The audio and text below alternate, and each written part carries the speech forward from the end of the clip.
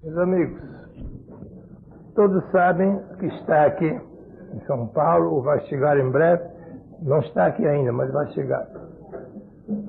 Um grande médico de fama internacional, Dr. Viktor Frankl, de Viena.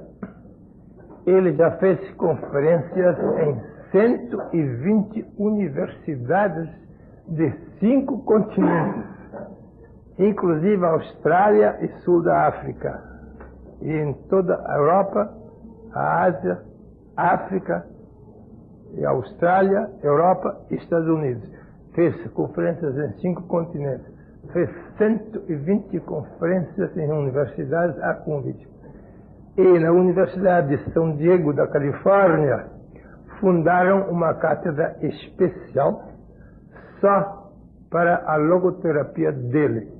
Está anunciado aí, a logoterapia.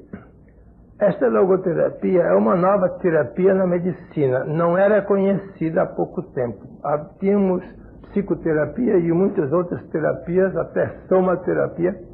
E agora entrou a coisa mais alta da logoterapia. E ele vai falar sobre isto no dia 6 e 7 de maio, às 8 horas da noite, na sociedade, no Teatro da Sociedade Hebraica de São Paulo, que é um grande teatro. A entrada para cada conferência é 600 cruzeiros, porque tem muitas despesas. 600 cruzeiros para cada conferência. Na segunda conferência, que vai ser quarta-feira, a primeira é terça-feira, dia 6 de maio.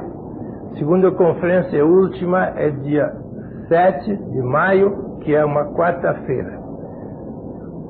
Possivelmente na terça-feira nós não teremos aula, talvez todos queiram ir lá, não sei se vamos ter aula ou não. Bem, eu não sei se vou lá, mas espero que muitos vão lá. Ele vai falar em inglês, vai ter um tradutor em português. Isto consta por aí. O Dr. Frankl vai dizer praticamente a mesma coisa que nós estamos dizendo aqui há muitos anos, apenas com uma diferença: aplicação à medicina. Nós falamos de autorrealização, de autoconhecimento sem medicina. Mas ele, como médico, adaptou autoconhecimento do homem e autorrealização do homem à terapia, como ele diz. Isto então se chama logoterapia. Muitos não vão entender o que quer dizer logoterapia, por isso eu vou explicar um pouco. Logos é a palavra grega para o nosso eu superior, para o nosso grande eu interior. Isto em grego se chama logos. Então fiz um desenho aqui de um triângulo, pondo aqui na ponta de cima logos, um pouco mais abaixo nous, que é a inteligência, e bem embaixo bios, vida em grego. Temos então isto. Embaixo está vida, que é o nosso ego corporal, físico, a nossa vida física. Isto é bios em grego. Um pouco mais alto está a nossa inteligência, a nossa mente que pensa. O animal não pensa, mas nós estamos aqui com a mente humana, com a inteligência, que em grego se chama nous. Ele vai falar muito em nous e em logos, por isso é bom explicar. E bem no alto está logos, logoterapia, a cura pelo logos. Quem produz as doenças é o nous. O bios produz pouca doença. Bios é do animal, não é? A nossa vida animal, não é? As doenças geralmente não vêm do bios. Poucas. O animal quase nunca está doente. O animal doméstico sim, porque já herdou de nós. Mas o animal selvagem nunca está doente. O animal selvagem vive em saúde a vida inteira. Mora de velhice, mas não fica doente. Isso é aqui. Aqui não há doenças praticamente. No mundo natural do homem e do animal. Mas aqui começam as nossas doenças. A nossa inteligência, em desacordo com as leis da natureza, bios é a natureza, a nossa inteligência inventou que tem que corrigir as leis da natureza. A inteligência sabe muito mais do que a natureza. É bobagem. Mas a inteligência pensa que ela tem que inventar o modo como o homem tem que viver. E por isso está cheio de doenças. Porque a inteligência não pode equiparar-se à sabedoria da natureza. A natureza é infinitamente sábia. Ela sabe como manter o corpo em perfeita saúde. Mas como nós desobedecemos a bios, a natureza, criamos muitas doenças. Assim é o nosso querido ego. O ego é a inteligência, é claro, que se chama nous, em grego. Mas o nous, a inteligência, não pode curar as piores doenças que ele criou. Aí que está o nosso impasse. Ela cria as doenças, mas não pode curar as doenças. Fazemos todo o possível pela medicina comum, sobretudo diversos tipos de medicina, alopatia e homeopatia, que são medicinas, terapias, modo de curar. Fazemos o possível para debelar as doenças que a nossa inteligência, em desobediência às leis da natureza, criou, mas não conseguimos muito. Prolongamos a vida, mas não demos saúde. Prolongamos uma vida doente. Hoje a longevidade é muito maior do que antes, não tem dúvida nenhuma. A longevidade média do homem é muito maior do que séculos antes. Mas a longevidade não tem perfeita saúde. Nós vivemos muito mais tempo do que antes. A força de medicina, a força de remédios. Os remédios prolongam a vida, mas prolongam uma vida doentia, muitas vezes. Bem, então, o grande médico diz que vamos subir um pouco acima do nós, acima da inteligência do nós. E vamos ver se não há uma faculdade no homem que seja capaz de curar, ou mesmo de prevenir as doenças e, se possível, curar depois que já existem. Então, ele descobriu que há no homem uma faculdade acima do nós, acima da inteligência analítica. E esta faculdade em grego se chama logos. Logos é literalmente a nossa razão, e aqui a nossa inteligência. Mas previno a todos que não me confundam razão com inteligência, é o mal de todos. Todas as igrejas confundem, todas as faculdades confundem nous com logos, a inteligência com a razão. A razão é infinitamente superior à inteligência. É a mais alta faculdade do homem, a razão. Em geral, ela é intuitiva. A inteligência é apenas analítica. A razão é muito intuitiva. Ela percebe as doenças mesmo sem fazer diagnóstico. E sabe como curar as doenças mesmo sem medicamentos. Isto é intuição do logos, da razão.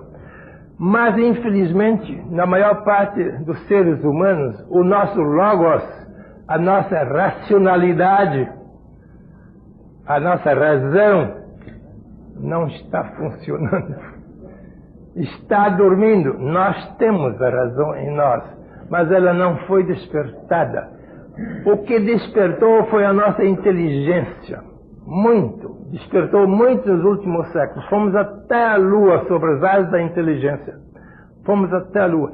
E descobrimos muitos segredos da natureza pelo nós, pela inteligência. Mas o nosso logos ainda é muito pouco conhecido. Então, apareceu este grande médico e faz questão de dizer, se nós fizermos funcionar a nossa racionalidade, o nosso logos, a nossa razão, Nós temos nas mãos uma terapia quer dizer cura em grego, uma terapia muito mais poderosa do que a própria medicina intelectual criada pela inteligência. Bem, esses são os 3 aspectos da nossa vida humana. Bios é o corpo vivo, nous é a inteligência analítica e logos é a razão intuitiva. Afirma este grande médico, que escreveu muitos livros. Eu estou usando os livros dele há muitos anos. Já falei muitas vezes aqui na classe, também no meu livro Entre Dois Mundos, dei um capítulo inteiro sobre logoterapia. No meu livro Entre Dois Mundos, logo no princípio, há um capítulo que se chama Realização Existencial, que ele usa muito este termo, e frustração existencial. Está no meu livro Entre Dois Mundos, logo no princípio, já li aqui. Eu tenho muitos outros livros de Teoria e Terapia das Neuroses, é um livro grandioso dele. O Homem Incondicional é outro livro fantástico. E aquele outro, que foi a tese de doutorado dele na Universidade de Viena, a tese de doutoração, chama-se O Deus Inconsciente. O Deus inconsciente em nós. Existe em nós um Deus inconsciente? Isso aqui, esse Deus inconsciente na natureza humana. Bem, esses livros eu tenho há muitos anos. Então, o Dr. Viktor Frankl afirma categoricamente, sobretudo no livro Teoria e Terapia das Neuroses, que as piores doenças do homem são noógenas, gerados pelo noos. A tradução diz noogênico, mas em alemão se diz, aliás em grego, noógeno. As doenças são geradas pelo noos. Noógeno quer dizer gerado pela inteligência. Estas são as piores doenças que nós temos. Não são câncer, não são doenças físicas, são doenças mentais, que são muito piores do que todas as doenças físicas. Não são doenças mentais no hospício, não, porque as doenças mentais no hospício ainda são doenças físicas. É uma deficiência do cérebro. Quando alguém vai para o hospício, para o manicômio, nós dizemos que ele enlouqueceu, que está doente, etc. Mas a doença está no cérebro propriamente, no corpo. O cérebro dele não funciona direito e por isso ele está não no hospital, no manicômio. Não, o Viktor Frankl não fala dessas doenças. Ele fala das neuroses. Neurose é uma doença mental. Mas não uma doença física, não é uma doença de cérebro. É uma neurose quando o ego se desorienta completamente na sua vida. Isto é próprio do nosso ego, do nosso nous. Isto é ego, isto é eu. Isto se chama nous, o ego intelectual. Quando o nous perde a sua orientação certa, ele fica caótico, não tem mais orientação. Então ele cria neuroses. Neurose é uma doença tipicamente mental, não física, mas mental. Então, por exemplo, o nosso nous, o nosso querido ego intelectual, afirma que ele é infeliz, o nosso nous, por causa das circunstâncias, por causa das adversidades da natureza e por causa da perversidade dos homens. Por isso ele diz, eu sou infeliz. Porque tive muitas adversidades na natureza, tive muita perversidade na sociedade humana, por isso eu sou um sujeito infeliz. Isto é neurose. O nosso nous sofre muito de neuroses. A pior neurose é a neurose existencial. Ele diz que a minha vida humana não vale mais nada neste mundo e é capaz de suicidar-se. Muitos acabam no suicídio. Porque não vale nada para que viver. Tudo é bobagem. A gente tem doenças, a gente é difamado pelos outros. Isto é vida? Não. É um inferno em plena vida, diz o ego. Então ele afirma que ele está muito infeliz por causa dos outros. Nunca dá a culpa a si, nunca. O ego não aceita a culpa própria. Ele afirma que a culpa é da humanidade que o maltratou, ou a culpa é da natureza também que o maltratou. Quer dizer, ele sofre de neuroses, de adversidades da natureza, e neuroses da perversidade dos homens. Isto é caos do nosso ego. O nosso ego é muito caótico, terrivelmente caótico. Ele não acerta com a verdade. Ele sempre diz bobagens, o nosso ego. O nosso ego é a mente. Na filosofia, o ego se chama a mente. Isto é a mente.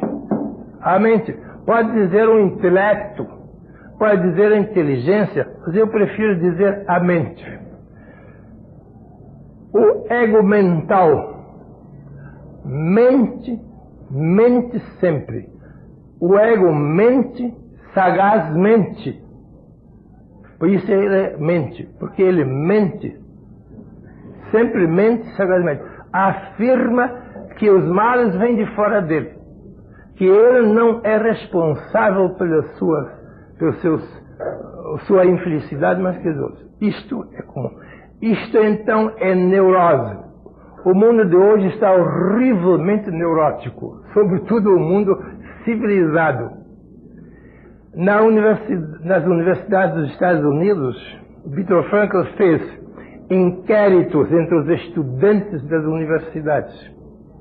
Inquéritos profundos. Cada estudante declara por escrito se ele é feliz ou infeliz e por que é que ele é infeliz. 25% de todos os estudantes norte-americanos se declararam infelizes, neuróticos, e disseram que a vida não tinha nenhum sentido. É bobagem viver, porque viver assim, infeliz, não vale a pena. 25% se acham infelizes.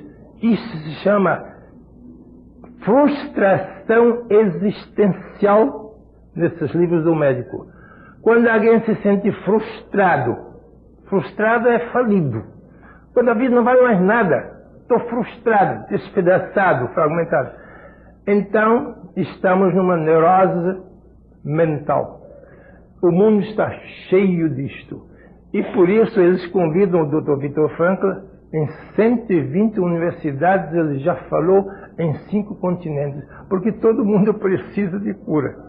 E o nós não cura. O nós faz doenças neuróticas, mas não é capaz de curar. Ele cura quando é muito leve, através de psicoterapia. Através de psicoterapia, o nós cura algumas doenças que ele mesmo criou. Mas nas doenças muito graves, por exemplo, na frustração existencial, que o médico considera a doença mais grave do nós, frustração existencial.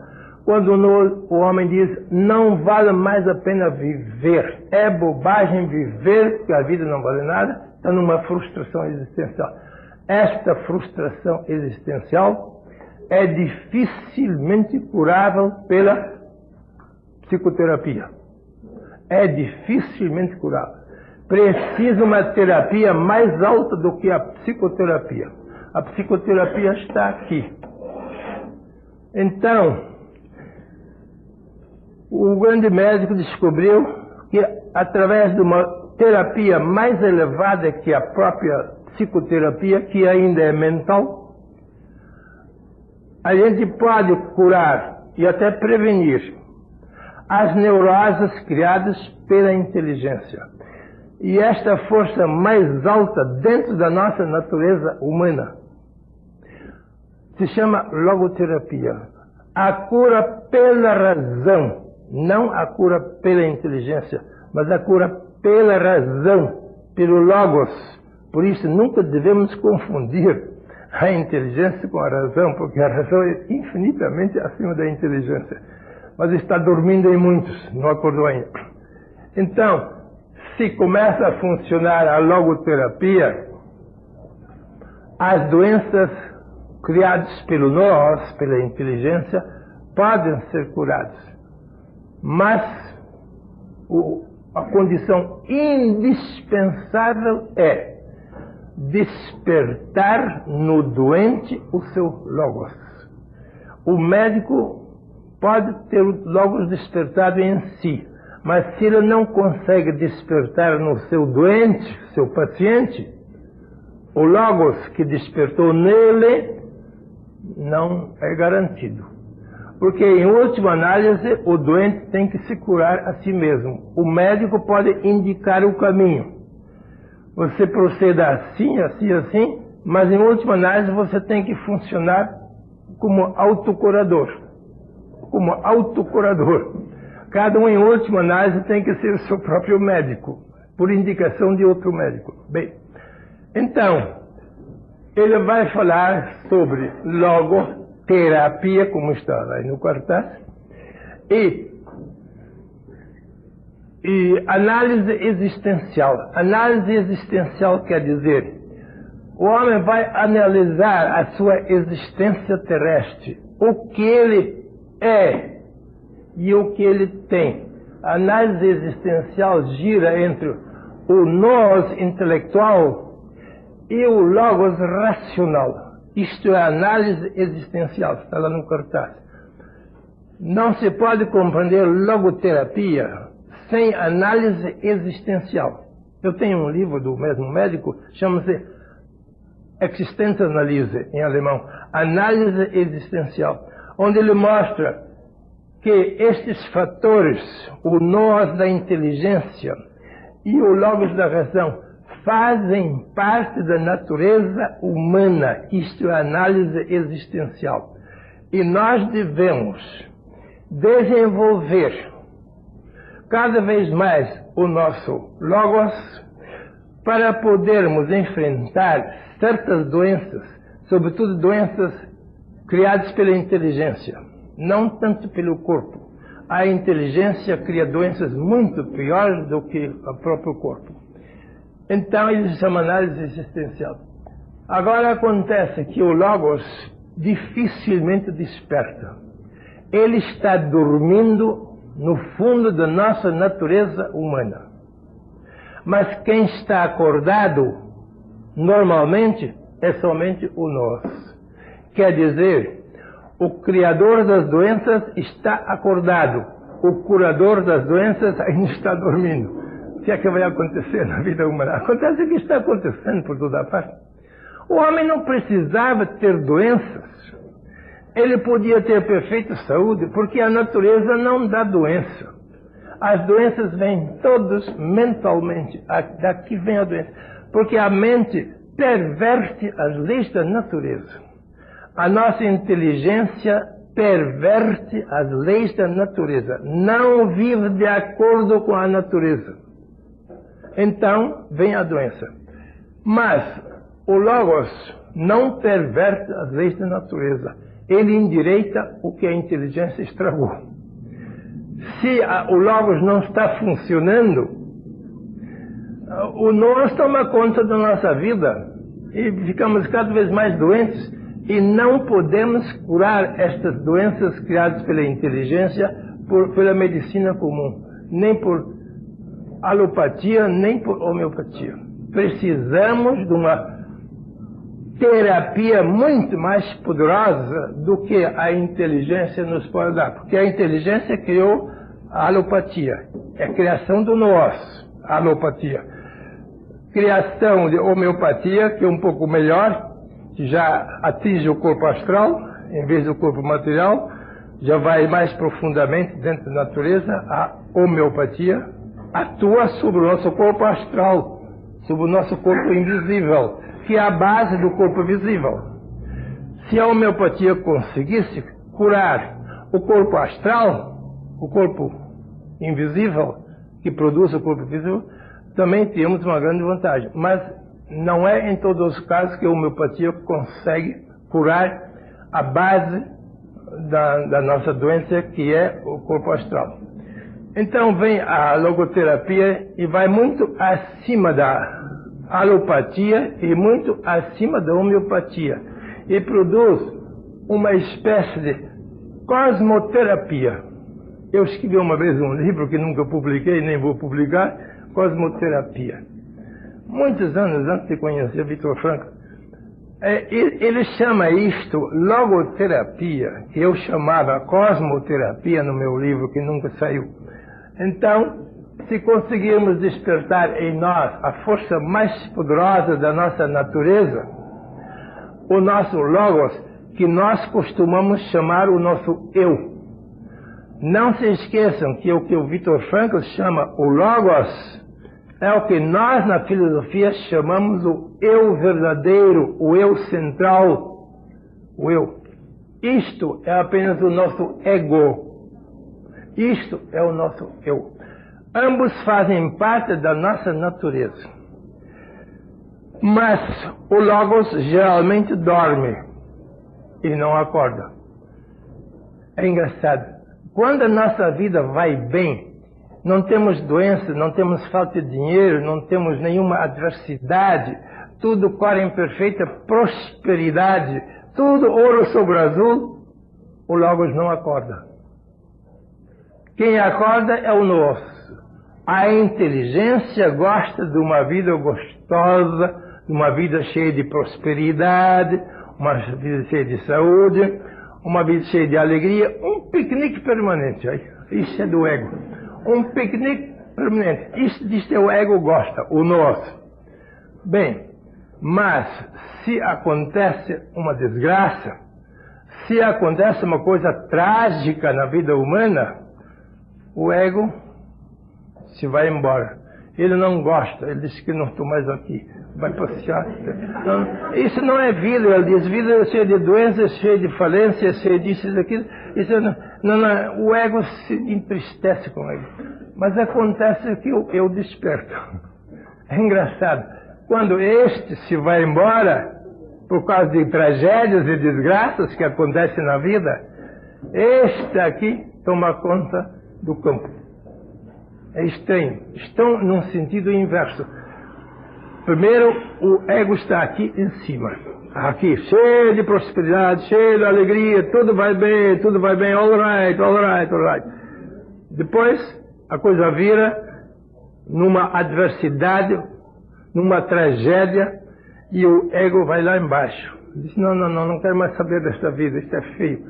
Então, o eu espiritual, o logos, vai para cima. Na adversidade, há quase sempre despertamento do logos. Mas na prosperidade, dificilmente o nosso logos desperta. Esta é a grande vantagem na vida humana. Os sofrimentos fazem despertar a força mais poderosa que existe na natureza humana, o logos, o nosso eu verdadeiro. Inimigo, e nós não gostamos absolutamente dele. Está sempre vestido de luto. E nós não gostamos sempre de ver alguém de luto. Então, nós detestamos os sofrimentos, as tragédias, as adversidades, as perversidades dos homens. Tudo isto é feio. Mas acontece que tem a grande vantagem de despertar em nós uma força que estava dormindo. Despertam em nós o logos. Despertam, nós dizemos o espírito, despertam a alma, despertam o nosso eu divino, tudo isso são expressões nossas. Ele não usa isso, ele só usa a expressão logos. Então acontece que na adversidade o nosso logos cria força, e na prosperidade ele dorme. Isto aconteceu com ele mesmo, com este médico. Ele não leu isto nos livros, ele viveu isto e sofreu isto. Aliás, o que não se vive, o que não se sofre, não se sabe. É inútil saber uma coisa que não se tenha vivido e, sobretudo, que não se tenha sofrido. Viktor Frankl, na última guerra, foi para o campo de concentração da Gestapo alemã, de Hitler. Foi para o campo de concentração, durante toda a guerra esteve no campo de concentração. Escreveu um livro sobre isto, que já existe em Portugal, traduzido para o português, e nós mandamos vir agora para ver se podemos espalhá-lo entre nós. Chama-se Um Psicólogo no Campo de Concentração. Um psicólogo no campo de concentração. Nos Estados Unidos se vendeu 1 milhão, quase 1 milhão de exemplares deste livro em poucos meses. Deste livro do campo de concentração de Viktor Frankl, onde ele descreve as tragédias dele, o que é um campo de concentração. Você sabe, um campo de concentração é um espaço muito grande, todo cercado de arame farpado de alta tensão elétrica. Se alguém toca neste arame farpado, está morto. E o Viktor Frankl conta que muitos companheiros de prisão se suicidaram no arame farpado de alta tensão elétrica. Jogavam-se contra o arame para morrer, porque não aguentavam mais o campo de concentração.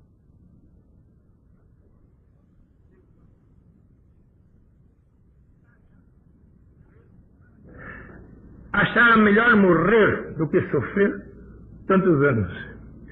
Ele não o fez, ele não se suicidou, aguentou muitos anos todos os horrores do campo de concentração.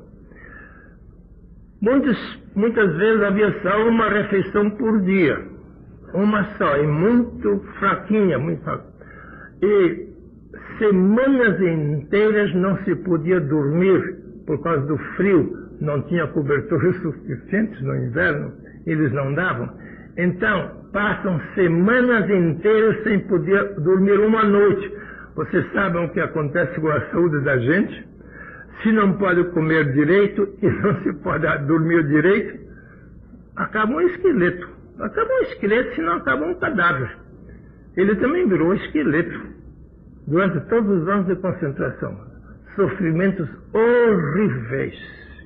Aguentou firmemente, sem se queixar, tudo até o fim. Finalmente chegaram os aliados americanos e russos e esvaziaram os campos de concentração. Hitler derrotado e os russos e americanos, os aliados, invadiram o campo de concentração e libertaram todos os presos. Mandaram todos para casa. Inclusive Viktor Frankl, que estava no campo de concentração. Ele foi para casa, para Viena. O que ele encontrou em Viena foi coisa horrível. O pai morto, a mãe morta, o irmão morto e a própria esposa dele morta. Tudo morreu, na ausência dele. Ele chegou a saber quando chegou a Viena. Tudo morto. Vocês podem imaginar sofrimentos piores do que campo de concentração e a morte de todos os queridos, pai, mãe, irmão e a própria esposa? Ele passou por tudo isto. Por isso despertou nele isto aqui. Aí ele descobriu o poder do Logos. Quando a nossa razão espiritual, o nosso eu verdadeiro desperta no meio da tragédia, no meio das adversidades como despertou nele, a gente adquire uma força de curar os outros, porque já se curou a si mesmo. Quem pode passar por todas as tragédias sem desesperar da vida e sem se suicidar, já criou uma força muito grande. E se ele consegue convencer os seus clientes, os seus pacientes, desta força que existe em cada um de nós, nele e em nós, então o doente também pode funcionar esta força tremenda e pode curar as suas neuroses pelo poder da logoterapia. Porque as neuroses começam aqui, no ego, mas não acabam aqui. Então, se o eu, aqui o logos, está muito forte, ele pode derrotar todas as doenças que o ego criou. O Dr. Viktor Frankl vai falar sobre logoterapia e análise existencial, como está lá. Vai falar, terça-feira, primeira conferência, só vai explicar o que é, com tradução em português. Na quarta-feira, ele permite perguntas, aí ele não vai falar, vai só responder as perguntas que os outros fizerem. Vão fazer em português a pergunta, ele traduz para o inglês e depois a resposta vem em inglês traduzido para o português. Bem, ele vai fazer. Muitos não compreendem o que ele vai fazer por duas razões. Primeiro, porque todo mundo confunde inteligência com razão. E quem confunde inteligência com razão, com logos, não vai compreender o que ele diz. Porque ele faz uma rigorosa distinção entre o nós da inteligência e o logos da razão. Porque o nós cria as doenças e o logos cura as doenças. Mas como o nosso povo está habituado à confusão, até nas universidades, nas faculdades também se faz a mesma confusão, e nos livros se faz a mesma confusão, e nas igrejas se faz a mesma confusão. Nós estamos no mundo caótico de confusão. E é difícil a gente compreender alguém que não está na confusão. Isto vai ser uma dificuldade para muitos. Vamos dizer, como é que a inteligência cria as neuroses e a inteligência vai curar as neuroses? Mas não é verdade. A inteligência sim cria as neuroses, mas não é a inteligência que vai curar as neuroses. As mais leves, sim. Pela psicoterapia pode curar neuroses muito leves.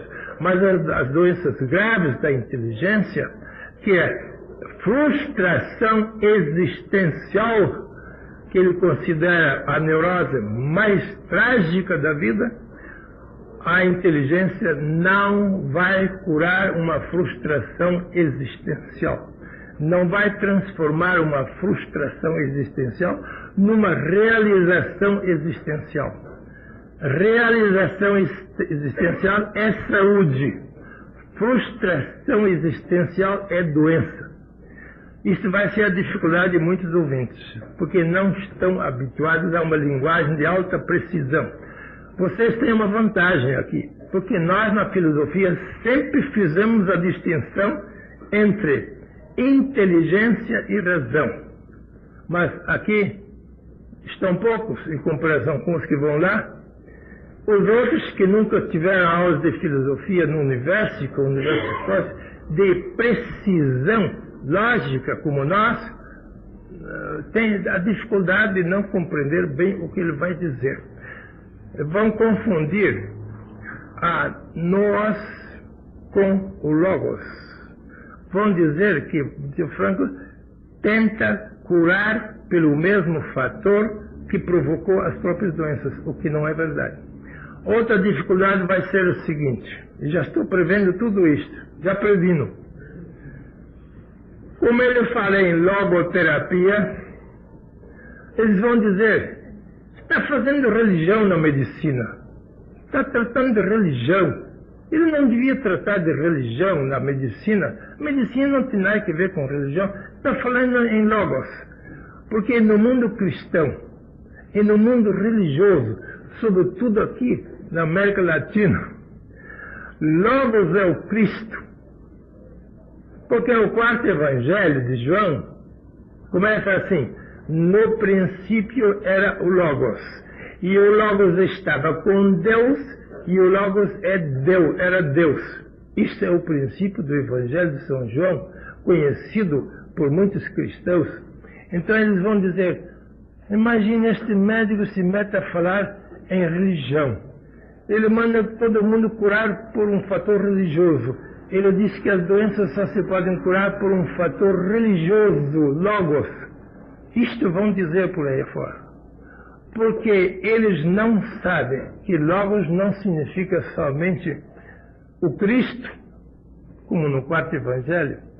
Logos, muito antes do cristianismo, na filosofia grega, de Pitágoras, de Platão, de Sócrates, de Aristóteles e dos neoplatônicos mais tarde, em todo o tempo antes do cristianismo, logos era a faculdade suprema do homem. Não tinha nada a ver com o Cristo.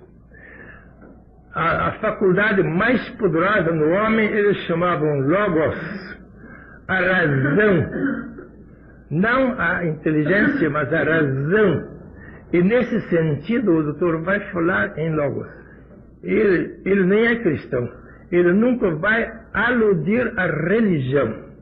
E muitos pensam que ele exige que a gente se cure pela religião ou pela religiosidade. Isto vai ser uma confusão. Ou eles identificam o logos com a inteligência, ou eles identificam o logos com Deus. Não, nenhuma nem outra interpretação está certa. Precisa saber que ele toma a palavra logos como o fator mais poderoso da natureza humana. É o Deus interno, se quiserem, mas não o Deus lá no céu. Ele não vai falar num Deus transcendental. Agora ele vai falar no Deus em nós, que ele chama Logos. Os gregos também chamavam Logos o Deus imanente.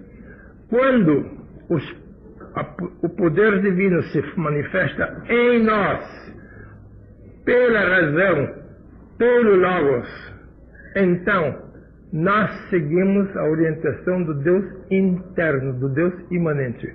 Mas ele não fala em Deus, fala só no Logos e no Nous e nas terapias que se podem produzir em pequena escala pelo Nous. Em grande escala se podem produzir estas terapias pelo poder muito grande do Logos. Ele vai falar a um público lá no teatro da sociedade hebraica muito heterogêneo e muito alheio à terminologia que ele vai usar. Porque nós não estamos em condições propriamente de acompanhar um homem que passou por culturas muito superiores à nossa. Temos que interpretar como pudermos o que ele vai dizer. Mas eu já estou prevendo estas duas dificuldades. Eles vão identificar o Logos com a inteligência, que é o primeiro erro, depois vão identificar o Logos com o Cristo, que é o outro erro. Ele não fala no poder da inteligência e não fala no poder do Cristo. O quarto evangelho de João, que foi escrito provavelmente em Éfeso, que era o centro do Logos naquele tempo, chama o Cristo o Logos. A Vulgata Latina traduziu verbo, mas o texto grego do primeiro século diz Logos. Por isso nós sempre confundimos o Logos da razão humana com o Cristo.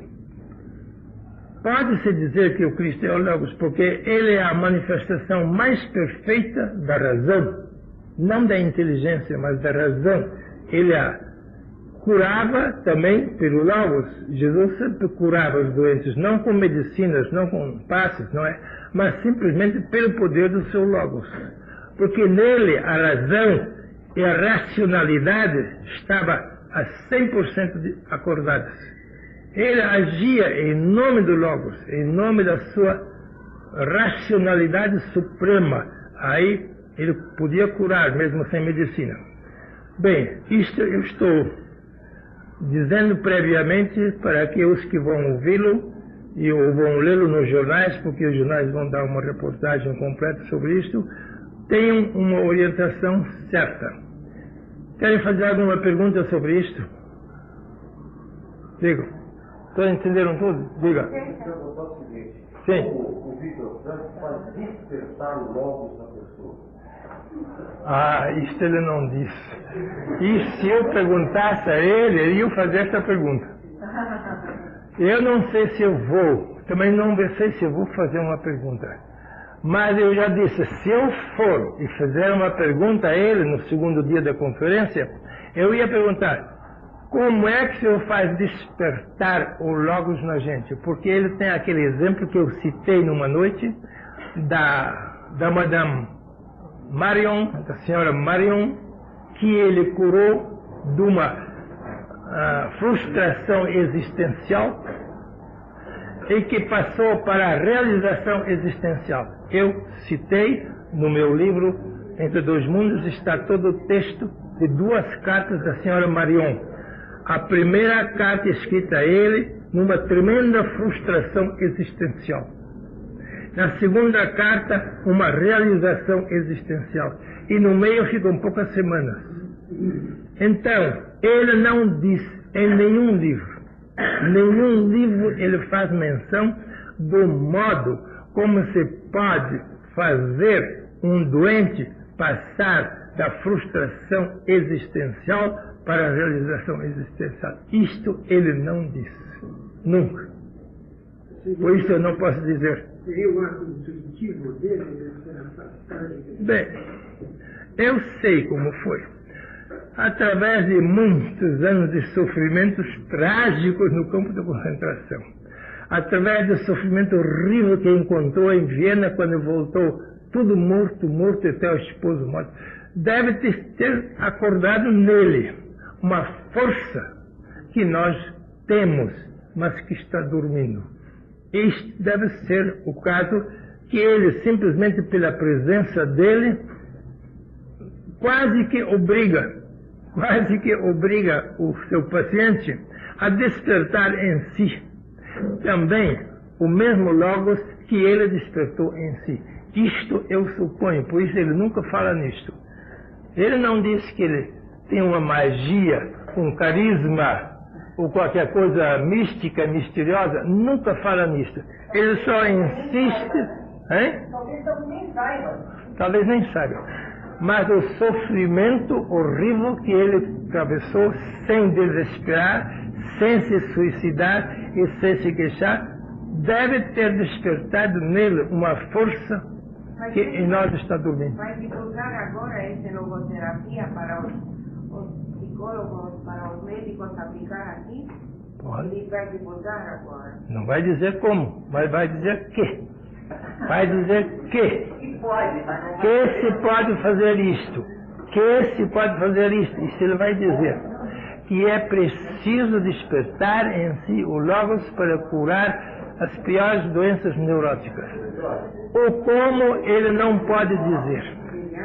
Essas são coisas indizíveis. Ele sabe, mas não pode dizer. Diga. Ele ficou no campo de concentração e salvou. A frustração especial dele foi o amor pela mãe do homem. Bem. Outro caso que ele citou também, da frustração especial, é o humor. O humor ajuda. Bem, o amor é a maior potência. Humor e amor. O humor. O humor, ele citou mais tarde. Bem, eu não sei bem o que ele entende por isso. E outro, ele citou o amor pela mãe que ele tinha. Sim, o amor é isto. Isto é amor. Isto aqui é a potência elevada da natureza humana que se chama amor, no sentido verdadeiro. Não o amor sentimental, mas o amor metafísico e místico.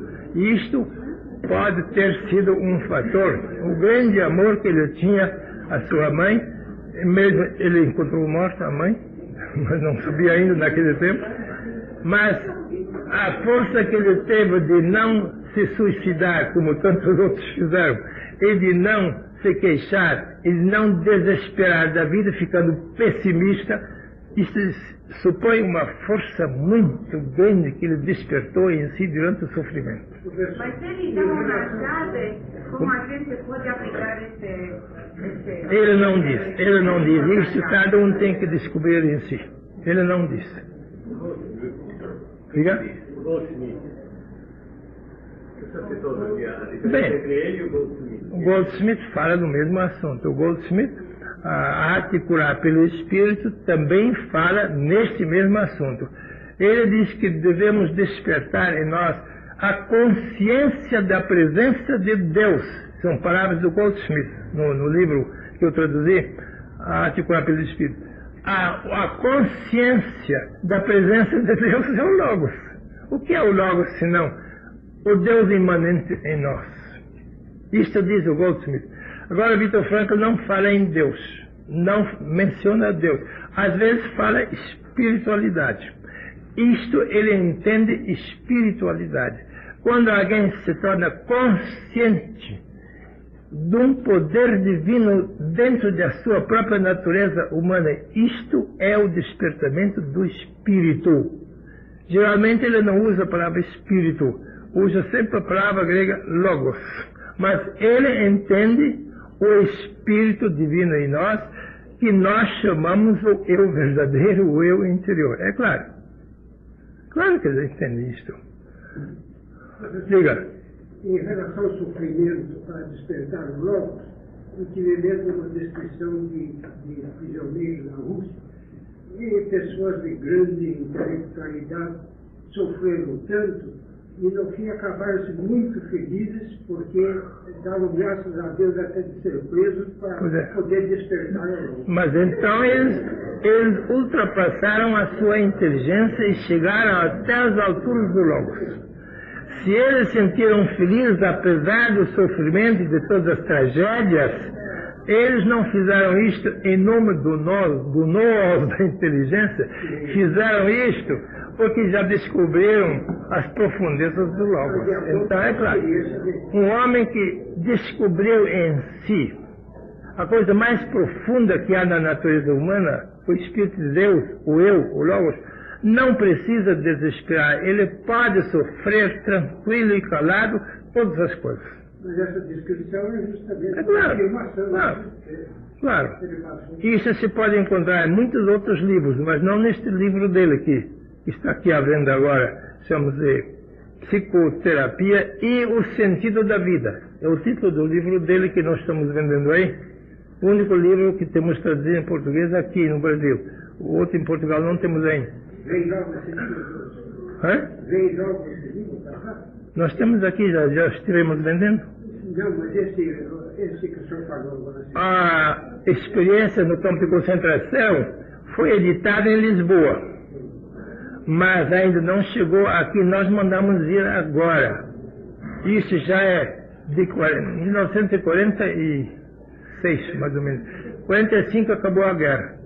Ele voltou do campo de concentração em 45. Em 46, ele escreveu este livro das experiências dele no campo de concentração em 9 dias. Ele não escreveu, ele sentou-se à mesa, chorando e soluçando e ditando o livro. Em 9 dias, ele ditou todo o livro. Em 9 dias consecutivos, entre choros e lágrimas. Vivenciando e sofrendo o livro. Este é um livro vivido e sofrido. Um psicólogo no campo de concentração. Nós já mandamos vir de Portugal e, se corresponder às nossas expectativas como esperamos, talvez nós mesmos vamos reeditar aqui no Brasil, porque aqui não é conhecido. Olha, este livro foi um sucesso nos Estados Unidos. Em poucos meses se venderam quase 1 milhão de exemplares deste livro. E até hoje é um best-seller nos Estados Unidos, este livro, que é completamente desconhecido entre nós. Nós não sabemos nada disso. Nós vamos ver se o mandamos ver em maior quantidade, se não tiver mais em Portugal. Então vamos pedir licença para editá-lo aqui entre nós.